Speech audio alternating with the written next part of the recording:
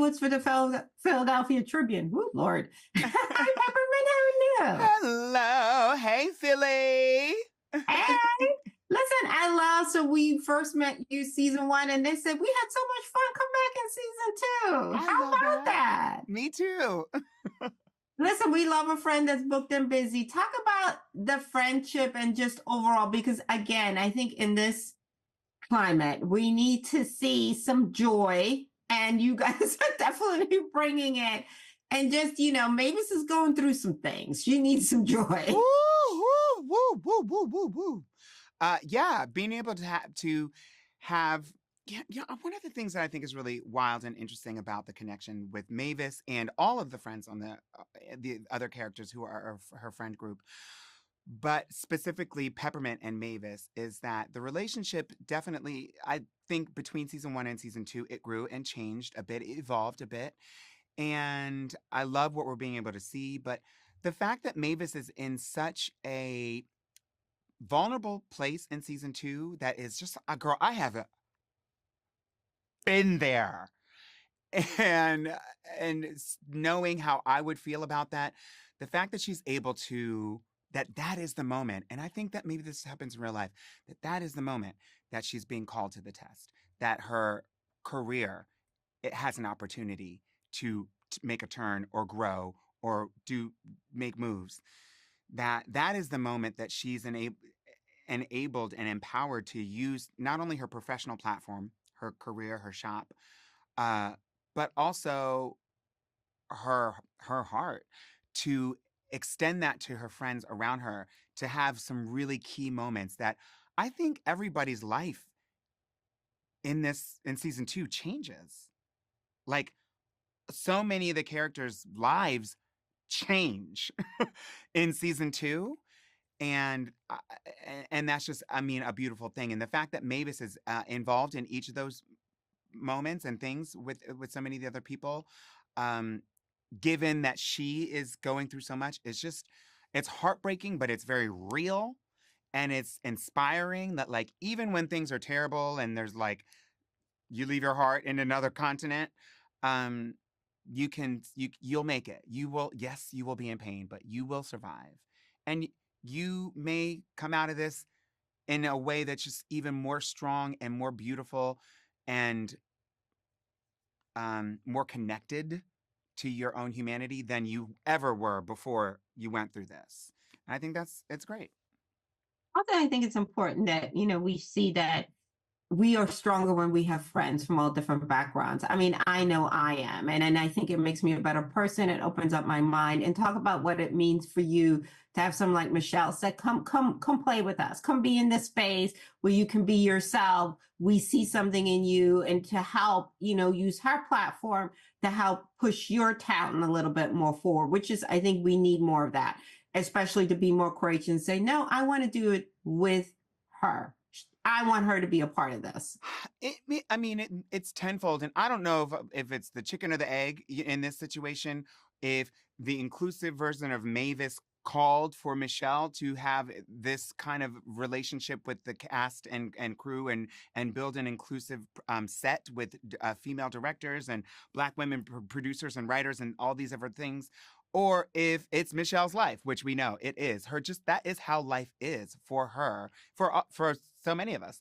But that she's bringing the truth of her life to her workplace and to her art, and all those things combine really beautifully to give us what we see on the screen in Survival of the Thickest, both season one and season two. And in this season specifically, you're right. Like, chosen family is just like a key theme in this series and in the season. And everybody, the thing that's really cool is that each character experiences their own version of chosen family in a different way. You know, for some of the people, for some folks, it's how does chosen family connect to my professional life and platform.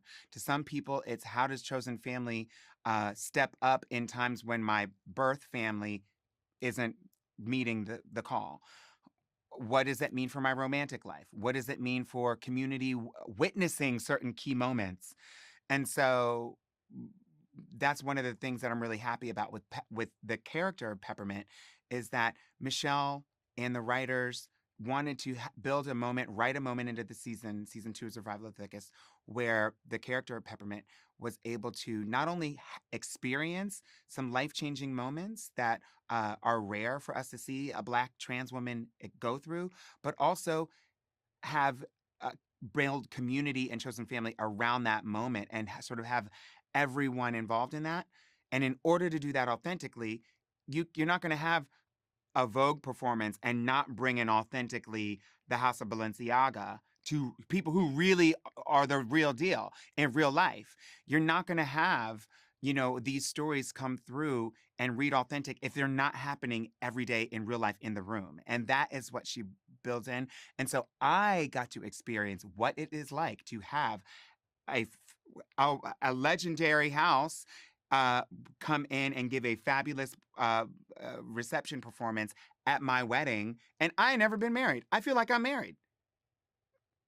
Yeah. Love that for you. And again, love this show and much continued success. Thank you so Mwah. much. Mwah.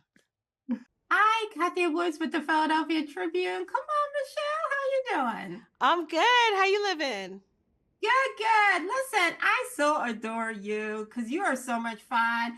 I mean, you had, thank God I took my lashes off because you had me crying. I was like, that makes me the ugly cry all the way home. Oh,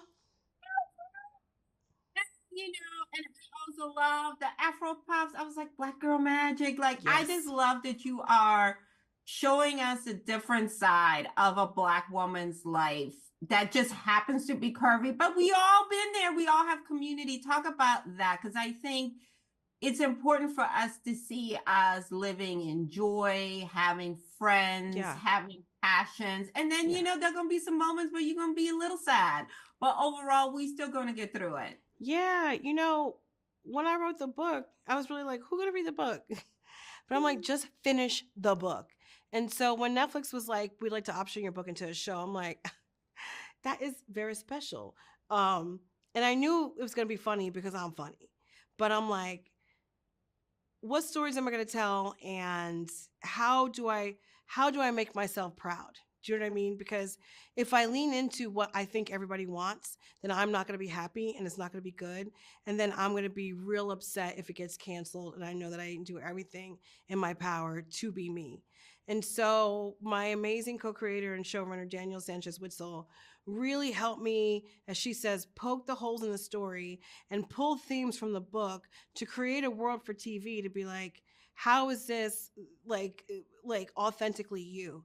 And so for that, I really leaned into the specificity of how my friends and I talk to each other, what they got going on in the world. Also, I love television, obviously, and film, obviously, but also like, what haven't I seen and why? Also, forget the why, just do it if you can. And so that's why, we made her a stylist because I have Caribbean parents. And when I told them I was going to do stand-up, they're like, people don't need to hear jokes. And so I can hear Mavis's parents be like, people know how to dress themselves. A stylist is sort of like a comedian where it's just like, you could be broke or make a lot of money and there's a lot of in between, but you got to fight for it. How are you going to do that? And also I felt like being a stylist was a beautiful parallel to showcasing the indiscrepancies of like fat phobia and, just where plus size fashion needs to be. And also, I just wanted like some fly outfits. So I'm just like all of that. And it's so great hiring a Black hair and makeup trailer because I'm just like, this is a Black show. This is so what we need to do. And then coordinating outfits and looks for them. And it really is difficult because, TV is all about time. And sometimes you need a lot of time for those Bantu knots. But you know what? You're going to figure out how to do it in the time allotted. And so, when you see effort and love, it's real. It's like really there. And I like only hope it translates because it translates for me.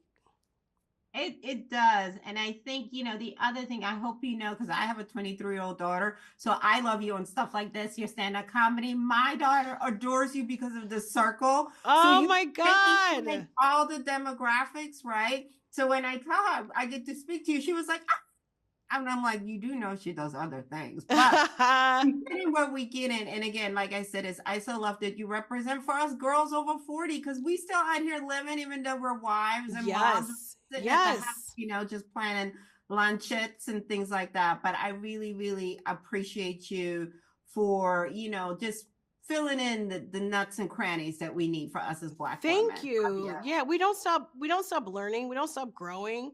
We just know more, but we're still figuring it out and it's fun. Absolutely. Best of luck with everything. And again, love you. Thank you. Tell your daughter I said, hey girl, hey. Hey.